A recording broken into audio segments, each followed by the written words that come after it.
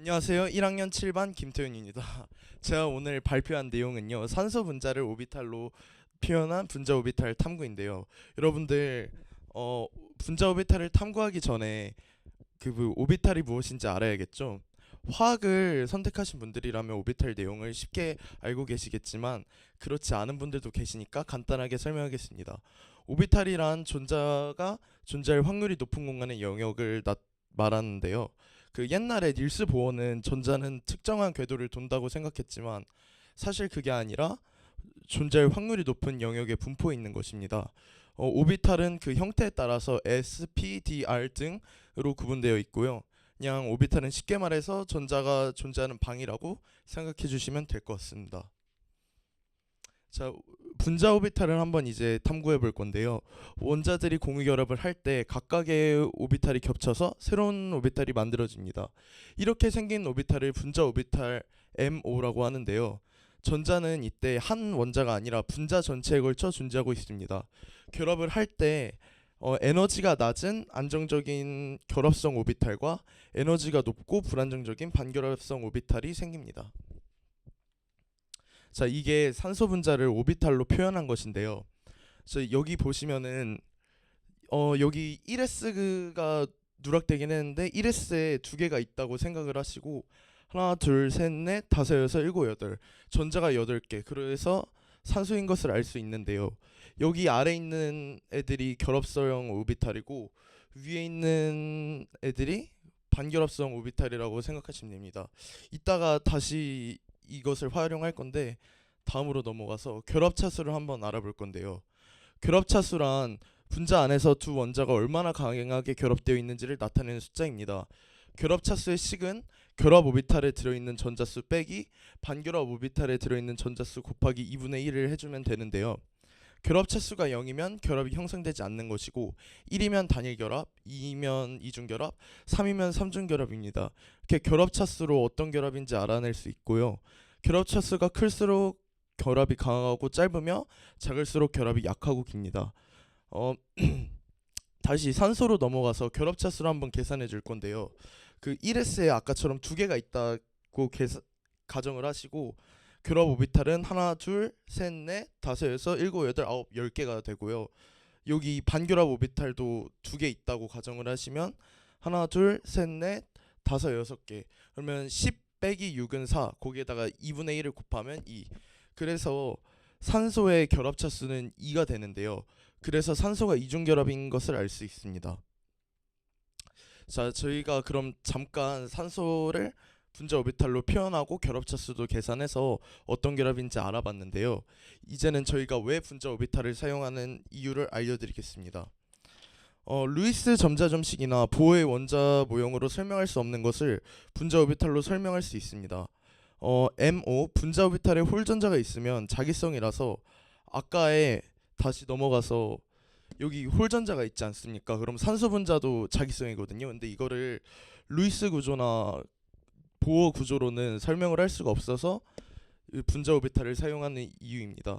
또 분자 오비탈은 전자의 실제 분포와 에너지 상태를 설명할 수 있습니다. 그리고 여기 PPT가 조금 잘못된 게 있는데요. 여기 무시하시고 제 설명 들으시면 될 것 같습니다. 여기 나와 있는 거와 다르게 루이스 구조로는 차수가 높아서 강한 결합을 여기와 다르게 알 수 있는데 그래도 분자 오비탈로 표현할 수 있지만 루이스 구조로는 표현 못하는 구조가 있어서 분자 오비탈을 많이 사용합니다. 그러면 지루한 제 강의 열심히 들어주셔서 감사합니다. 지금까지 1학년 7반 8번 김태훈이었습니다. 감사합니다.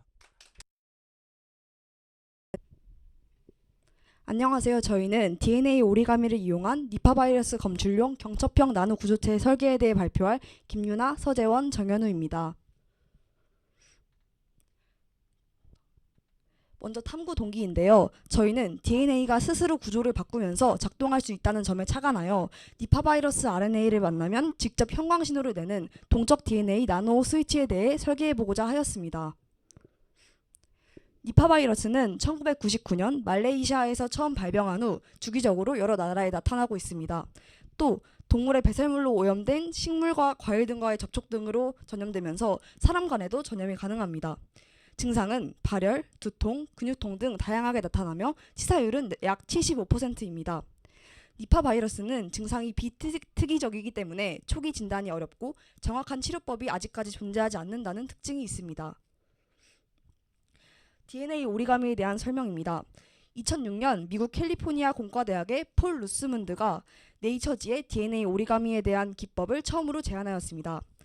DNA 오리가미의 활용에는 바이오 센서, 지능형 약물 전달체, 나노스케일 현상 관찰, 동적 구조물 제작 등 여러 분야에서 활용되고 있습니다.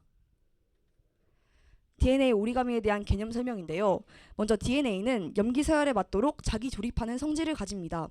따라서 이 성질을 이용하여 DNA 오리가미는 긴 DNA 주연 가닥, 스캐폴드와 짧은 보조 가닥들, 스테이플의 상보적인 결합으로 작동합니다. 이때 이 스테이플 부분에서 종이접기처럼 접히고 펼쳐짐에 따라서 2차원, 3차원 구조가 만들어집니다. 먼저 왼쪽 사진은 폴 로스문드가 만들어낸 나노 구조물의 모습이고 오른쪽 사진은 종이접기 형태에 따라 DNA를 배열하여 종이처럼 접을 수 있는 2차원 격자 형태의 구조인 DNA 와이어 프레임 종이의 사진입니다. 원하는 부분의 접힘과 펼침을 선택적으로 조절하여 다양한 형상 변화를 구현하고 있는 모습입니다. 해서 저희 이번에 탐구 목표는 이 DNA 오리가미 기술을 이용해서 니파 바이러스를 검출할 수 있는 경첩형 나노 구조체를 설계하는 것입니다.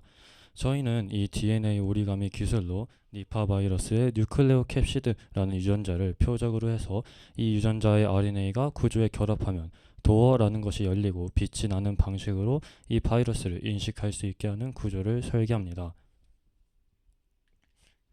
해서 저희가 활용한 방식은 이 캐드나노라는 프로그램인데요. 이 캐드나노는 DNA 오리가미와 같은 DNA 나노 구조체를 컴퓨터에서 설계할 수 있게 해주는 프로그램입니다. 저희는 이 프로그램을 활용해서 이 DNA 오리가미 기술을 이용한 나노 구조체를 설계해 보았습니다.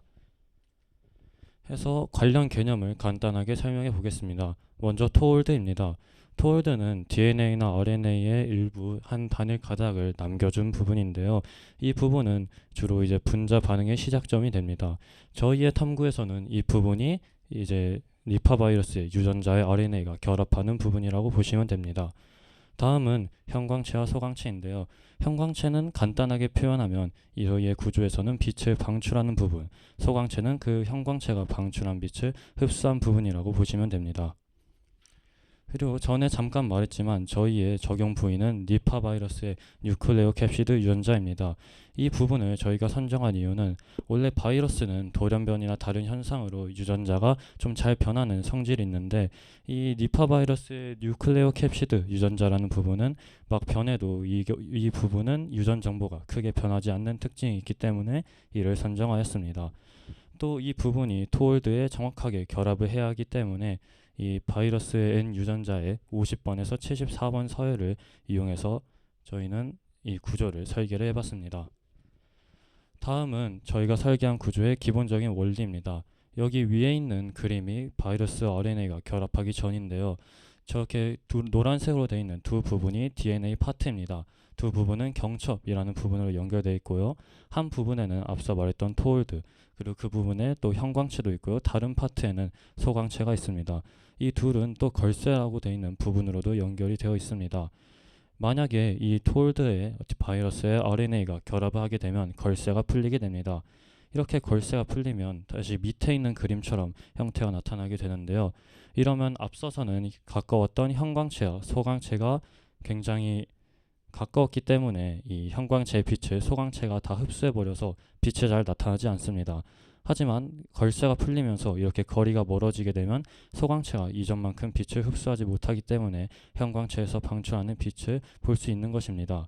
저희는 이런 식으로 바이러스 RNA가 결합하면 구조는 바뀌고 빛은 방출하는 방식으로 바이러스를 인식할 수 있는 나노 구조체를 설계하였습니다. 다음으로는 캐드 나노를 이용한 나노 구조체의 구체적인 설계 과정입니다. 저희는 먼저 DNA 이중 나선이 자연에서 가장 안정적으로 뭉치는 방식인 허니콤브, 별집 껍질로 구성을 했습니다. 그래서 이제 V0부터 V5, V6부터 V11의 각각의 나선을 그림과 같이 두 파트로 나누어 배치했습니다. 다음으로는 V0부터 V11의 12개의 나선을 각각 관통하는 긴 DNA 주형 가닥을 세워 뼈대를 형성했습니다. 이 파란색 가닥이 각각의 주형 가닥이라고 보시면 됩니다.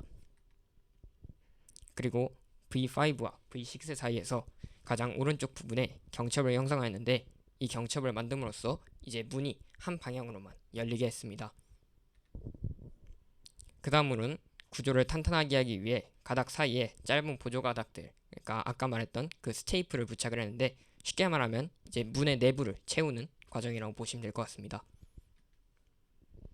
V0의 왼쪽 끝에 25칸짜리 센서파를 형성한 후 아까 말했던 그 염기 서열을 입력했는데 여기서 입력한 염기 서열은 바이러스와 좌우 반전된 것으로 이제 상부적인 형태를 띠고 있다고 보면 될 것 같습니다.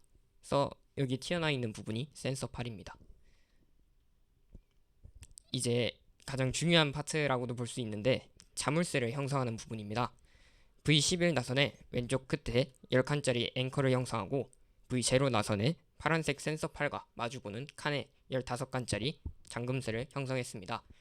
그래서 이제 RNA 바이러스가 딱 결합을 하게 되면은 이 락이 떨어져 나가면서 문이 열리는 그런 구조입니다.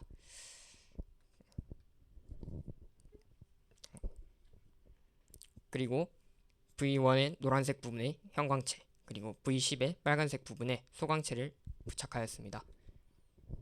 마지막으로 결론적으로 이제 니파 바이러스 뉴클리오 캡시드 유전자의 RNA가 노출된 10칸짜리 토홀드에 결합하면 센서 8과 결합하는 과정에서 그 결합의 강한 힘으로 걸쇠가 떨어져 나가고 그에 따라 문의 구조가 열리면서 형광체, 소광체의 거리가 멀어져 빛이 발생합니다. 감사합니다. 안녕하세요. 저는 대기행렬 이론을 이용한 엘리베이터 제어 시스템의 분석에 대해 발표하게 된 2학년 7반 2번 김설아입니다. 먼저 목차를 간단하게 설명드리면 일단 제가 이 주제를 선정하게 된 계기와 그 다음에 이론 공부를 한 후에 저희가 진짜 보고자 하는 멍청한 엘리베이터 시스템과 똑똑한 엘리베이터 시스템의 차이를 보여주는 시뮬레이션을 보고 그 다음에 결과 해석을 이론 기반으로 한번 해보도록 하고 간단한 소감으로 마무리하도록 하겠습니다. 일단 제가 이걸 선정하게 된 이유는 제가 어디 건물에 갔더니 건물이 7층인데 엘리베이터가 분명 4대였는데도 정말 시스템이 비효율적으로 돌아가는 걸 보고 정말 많이 답답함을 느꼈는데 또 다른 엘리베이터에 가니까 엘리베이터가 2대밖에 없고 층수가 더 많은데도 시스템이 정말 잘 굴러가는 걸 보고 저는 이걸 우연이라 생각하지 않고 이거는 분명히 연동 시스템의 차이가 있을 것이다 라고 생각한 후에 그게 정말 어떻게 차이가 있을까, 이론적으로 차이가 있을 것 같은데 를 통해서 이 주제를 선정하게 되었습니다. 이론 설명을 해드리면 먼저 대기행렬 이론을 아셔야 되는데요. 람다와 뮤와 C를 아셔야 되는데 기호가 복잡해 보이지만 간단하게 설명드리면 람다는 승객이 얼마나 자주 오는지, 뮤는 엘리베이터가 어떻게 빠르게 처리하는지, 그리고 C는 엘리베이터의 대수를 의미합니다. 이걸 통해서 유도되는 공식이 이용률 로우 공식인데요. 로우는 어떤 의미인지 잘 모르시겠지만 그냥 직원이 바쁜 정도, 엘리베이터가 바쁜 정도를 의미합니다. 그래서 로우는 수요를 공급으로 나눈 값인데 로우가 1보다 작다는 거는 처리를 승객이 오는 속도보다 더 빨리 하기 때문에 줄이 언젠가 해소된다는 거고, 로우가 1 이상인 거는 손님이 너무 빨리 와서 줄이 계속 늘어나는 불안정한 상태입니다. 그 다음 대기행렬 이론 용어 정리, 이거는 사실 뒤에 설명드릴 테니까 아실 필요 없고 WQ, LQ, LS라는 용어가 등장하게 됩니다. 그 다음에 가장 중요한 식인데요. 이 식이 처음부터 끝까지, 발표의 처음부터 끝까지 모든 모델에서 쓰이는데 W는 WQ 플러스 S라는 공식입니다. 어떤 말인지 모르시겠지만 쉽게 이해하면 그냥 제가 엘리베이터에 관한 행위를 하는 총 시간은 대기 시간에다가 엘리베이터가 처리하는 시간인 서비스 시간을 더한 값입니다. 그 다음에 MM1 모델에 대해 아셔야 되는데 MM1 모델은 엘리베이터 대수가 하나인 상황을 의미합니다. 첫 번째 핵심 공식은 평균 체류 시간 공식인데 뮤 빼기 람다분의 1로 말할 수 있습니다. 이게 도입된 이유는 승객이 평균 속도 람다로 일정하게 도착하고 엘리베이터가 뮤의 속도로 처리하면 나는 과연 얼마나 기다릴까, 이거를 알기 위해서 바로 평균 체류 시간 공식이 필요한데요. 엘리베이터의 처리 요율 속도는 뮤 빼기 람다가 됩니다. 엘리베이터가 얼마나 잘 처리하느냐는 도착률보다 얼마나 더 간격이 많이 벌어지게 잘 처리하냐 이기 때문에 뮤 빼기 람다가 여유 속도가 돼서 그게 분모로 들어가게 되었습니다. 이거는 또 다르게도 생각할 수 있는데 저희가 많이 기다리는 이유가 뭐예요? 엘리베이터를 타고 많이 기다리는 이유가 대기가 길어서 그렇잖아요. 그걸 또 공식으로도 이해해 볼 수 있습니다. 다음은 이제 두 번째 핵심 공식인데 이건 평균 대기 시간 공식입니다. 이걸 이해하기 위해선 S는 뮤분의 1임을 알아야 되는데 서비스 시간은 서비스율의 역수라는 개념입니다. 이는 마치 시속 60km가 1km 가는데 60분의 1시간을 의미한다는 걸 뜻합니다. 그래서 아까 S는 뮤분의 1이니까 그걸 대입한 후 아까 맨 처음 보여드렸던 W는 WQ 플러스 S 공식에 대입을 해주고 정리를 하면 공식이 유도가 됩니다. 다음은 MMC 모델인데 이제 C가 대수라 했으니까 엘리베이터가 1보다 더 많은 대수를 가지고 있는 상황을 의미합니다.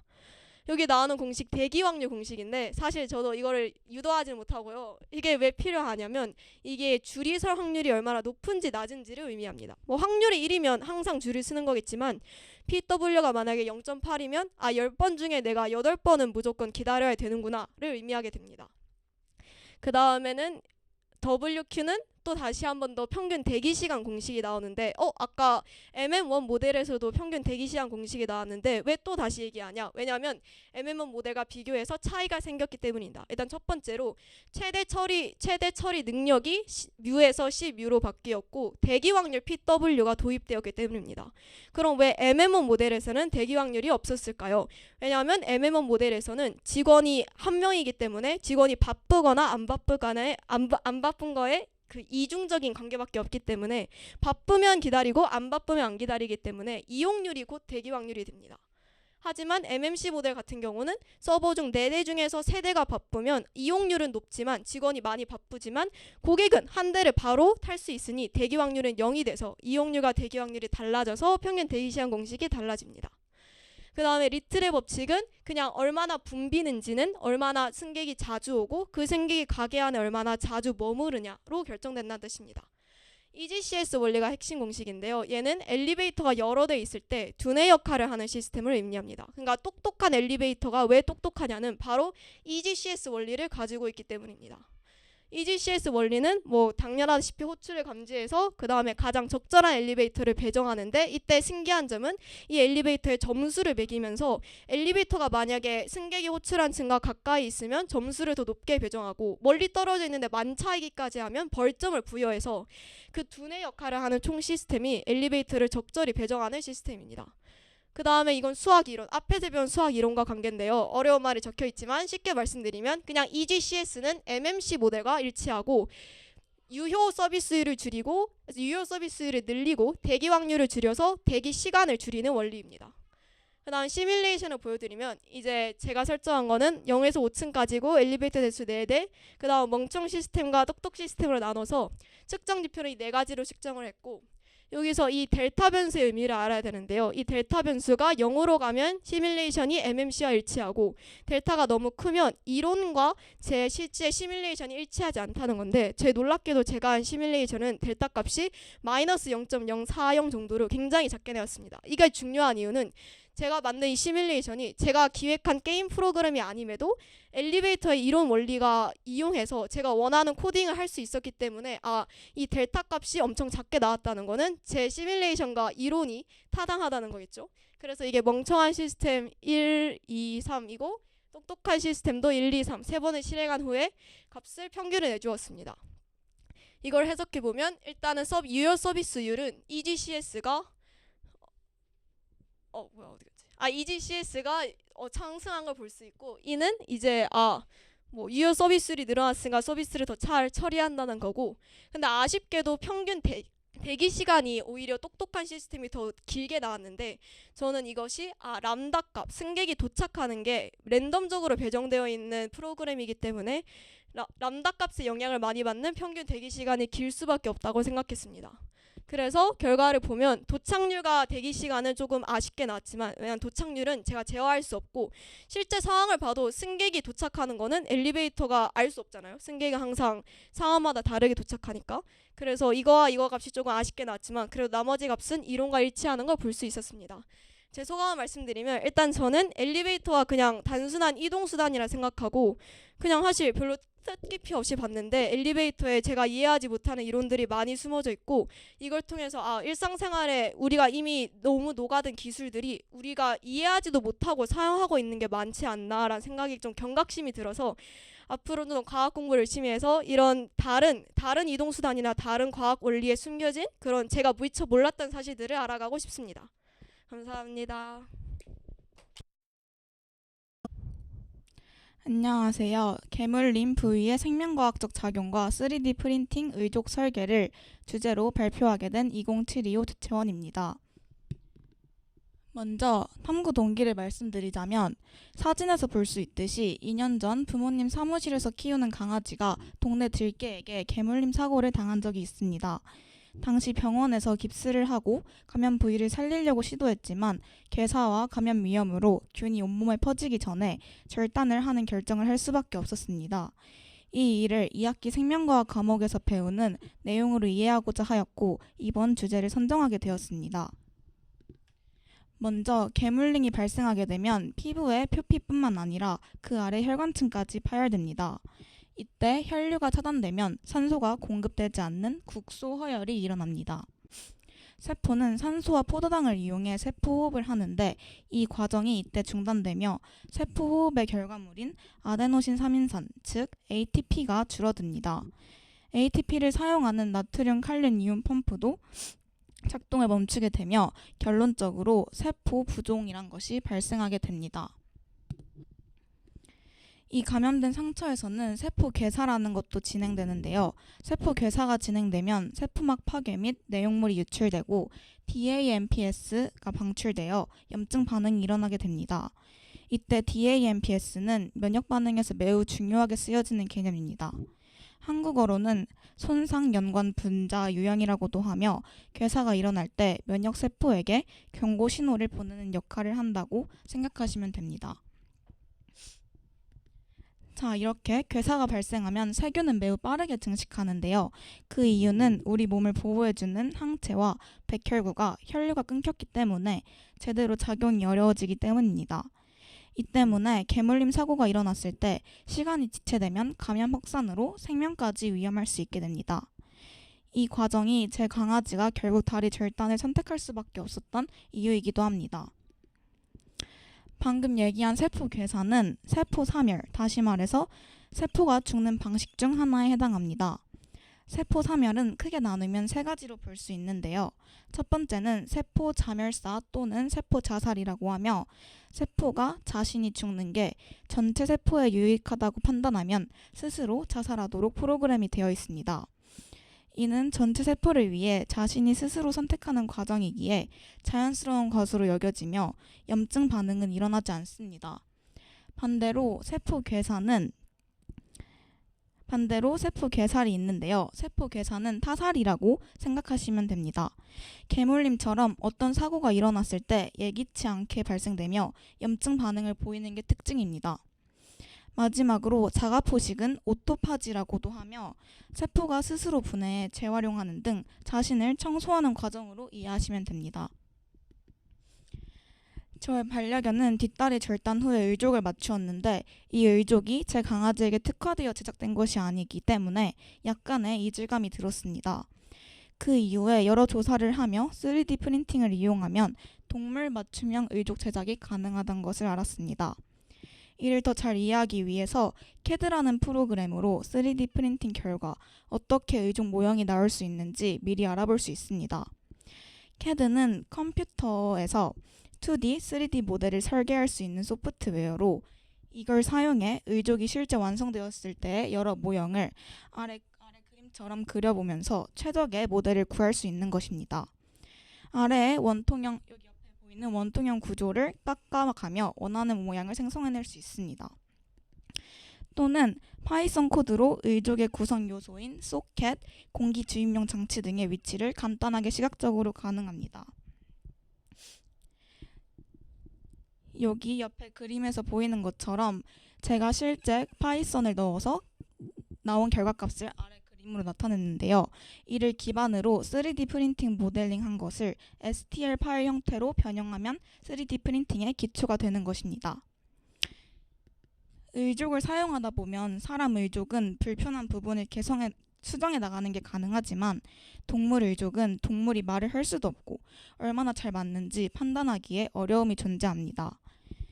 그렇기에 저는 의족의 충격 흡수량 감지 센서나 근전도 센서 부착을 통한 근육 활성도 비교 등 재활 효과를 분석할 수 있는 의족의 발전이 필요하다고 생각합니다.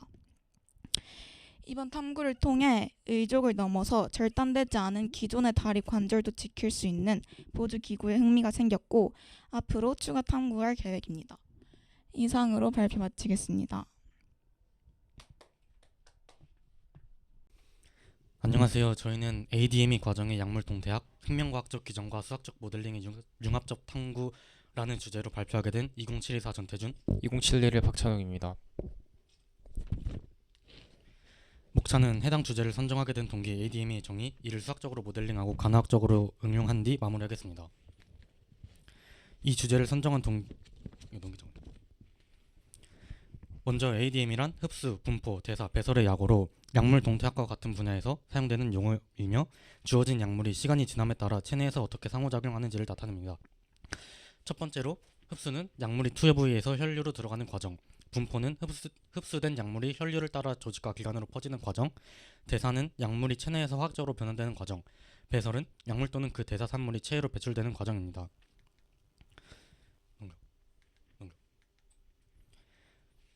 약물의 반감기란 특정 약물이 체내에서 분해되거나 제거되기까지 걸리는 시간을 말하는데요. 가장 먼저 오른쪽에 보이는 그래프는 약물을 정맥에 투여한 후 약물의 농도가 시간에 따라 지수함수적으로 감소하며 처음에는 최고 농도 C0까지 도달한 이후 일정 시간마다 절반으로 감소하는 모습을 보여줍니다. 이때 반감기가 길면 약물이 오래 남아 효과 지속 시간이 길고 반감기가 짧으면 투여 간격을 짧게 해야 약효 유지가 가능합니다. 두 번째로 보이는 이 그래프는 여러 투여 경로별 혈중 농도 변화 그래프를 나타낸 것이고 X축은 투여 후 경과 시간, Y축은 혈중 약물 농도입니다. 여기서 파란색 그래프는 방금 봤던 정맥으로 주사했을 때의 혈중 약물 농도를, 빨간색 그래프는 근육 주사를, 초록색 그래프는 피하 주사를, 주황색 그래프는 경구 투여, 검은색 그래프는 직장 투여를 나타냅니다. 투여 경로별 특징은 이따가도 말씀드리겠지만 간단하게 말씀드리자면 정맥 주사인 파란색 그래프는 약물이 정맥으로 직접적으로 투여되기 때문에 흡수 속도가 가장 빠르고 근육 주사, 피하 주사, 직장 투여, 경구 투여 순으로 빠른 흡수 속도를 보여줍니다. 세 번째 그래프는 경구 투여를 예로 들어 구간별로 해석해보자면 약물을 복용한 직후에는 바로 흡수되지 않기 때문에 위나 장에서 흡수되기까지 잠깐의 지연 시간이 생기는데 여기 이 빨간색 점선이 그 구간입니다. 빨간색 점선 이후 약물이 최고 농도까지 도달하는 구간은 약물이 점점 흡수되어 혈중 농도가 상승하는 구간이며 흡수 속도가 배설 속도보다 빠른 구간입니다. 다음으로 약물이 최고 농도에 도달하는 순간은 간단하게 Cmax로 표현하며 약효가 가장 강하게 작용할 수 있는 시점입니다. 이후 약물이 대사되거나 배설되기 시작하면 혈중 농도가 감소하는 구간은 배설되면서 혈중 농도가 감소하는 구간은 배설기라고 하며 이때부터 말씀드렸다시피 지수함수적으로 감소하게 됩니다. 마지막 그래프는 약물의 반감기가 몇 번 지났는지를 보여줍니다. 이 주황색 곡선은 약물 농도의 변화이고 노란색 화살표는 약물 투여 시점을 나타내는데요. 약물 투여 후 일정 시간 동안 혈중 농도는 급격히 상승하다가 시간이 지나면 대사, 배설로 인해 농도가 점점 감소합니다. 하지만 이 과정이 반복되면 잔여 약물로 인해 약물이 누적되고 완전히 제거되기 전에 다음 투여가 이루어지므로 농도가 점점 높아집니다. 이런 식으로 농도가 반복적으로 증감하면서 일정한 농도가 유지되는 상태에 가까워지는데 이 상태를 항정 상태라고 합니다. 즉 투여와 배설의 균형이 맞는 상태에 도달하는 것이죠. 이것도 마찬가지로 투여 간격이 너무 짧으면 농도가 과도하게 상승하여 독성 위험이 있고 너무 길면 농도가 낮아서 치료 효과가 저하됩니다. 약의 투여학 유형에는 대표적으로 경구 투여와 정맥 주사 등의 유형이 있는데요. 이 방식이 특징과 장단점을 서술하겠습니다. 일단 경구 투여 방식은 약을 입으로 직접 복용하는 방식으로 다른 투약 유형들보다 상대적으로 안전하며 비용이 저렴하다는 장점이 있습니다. 하지만 약이 소화 기간이 지나면서 변형되거나 흡수되어 정맥 주사 같은 방식을 이용할 때보다 투여하는 약을 늘려야 한다는 단점이 존재합니다. 정맥 주사 방식은 정맥에 바늘을 삽입해 약물을 주입하는 방식으로 정확한 양을 주입할 수 있으며 약물 효과가 빠르다는 장점이 있고, 약물을 한 번에 모두 주입하는 방식인 정맥 볼루스 주사, 약을 지속적으로 투여하는 지속 주입 방식, 약을 일정 기간에 맞춰 같은 양을 주입하는 간헐적 주입 방식 등의 종류가 있습니다.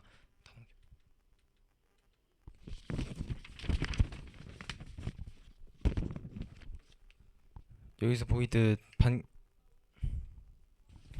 반감기는 약물의 항정 상태와 관련 깊은 요소인데요. 반감기는 항정 상태에 도달하는 약물의 혈장 농도를 50% 감소시키는 데 걸리는 시간을 나타냅니다. 항정 상태는 환자의 치료에 있어 매우 중요한 요소이기 때문에 약의 혈중 농도를 일정하게 해 항정 상태를 유지하는 것이 치료 과정에 있어서 핵심적이라고 볼 수 있으며, 농도를 과도하게 하거나 부족하게 할 시 문제점이 발생할 수 있습니다. 또 약의 혈중 농도 유지의 중요성의 예시로 다제 내성균의 항생제 내성을 들 수 있는데요. 일단 항생제가 우리 몸에 들어와 세균을 제거하는 과정에서 항생제의 내성인 플라스미드, 즉 원형 DNA 분자를 가진 세균이 살아남게 되고, 살아남은 세균들은 다른 세균들과 이를 교환하여 결국 항생제에 면역이 됩니다. 항생제의 반감기를 고려하지 않고 지나치게 짧은 주기를 투여할 시 혈중 약물 농도가 증가해 이러한 부작용을 가속화시킬 수 있습니다. 위 예시 이외에도 환자마다 약물 반응이 달라 적정 복용량을 결정하기 어렵기 때문에 치료적 약물 모니터링, 즉 TDM을 통해 혈중 약물 농도를 지속적으로 확인합니다. TDM이란 간호사가 지정된 간격으로 환자의 정맥에 바늘을 삽입하여 혈액 샘플을 수집한 뒤 의사가 분석 자료를 토대로 약물 복용량을 조절하는 과정을 거치는 것을 뜻합니다. 또 약물 투여 간격 유지의 중요성이 있는데요. 약물을 반감기보다 상당히 긴 간격으로 투여하면 대부분의 약물이 각 투여 간격 동안 제거되므로 다음 용량을 투여할 때 약물이 거의 남지 않습니다. 따라서 약물 농도가 치료 농도 이하로 떨어질 위험이 있습니다. 반대로 약의 반감기를 고려하지 않고 지나치게 짧은 간격으로 투여할 시 아직 다 배출되지 않은 약물들이 체내에 축적되어 독성으로 인한 부작용의 위험이 커집니다. 이 예시로 항경영제의 독성 예시를 들 수 있는데요. 항경영제의 독성은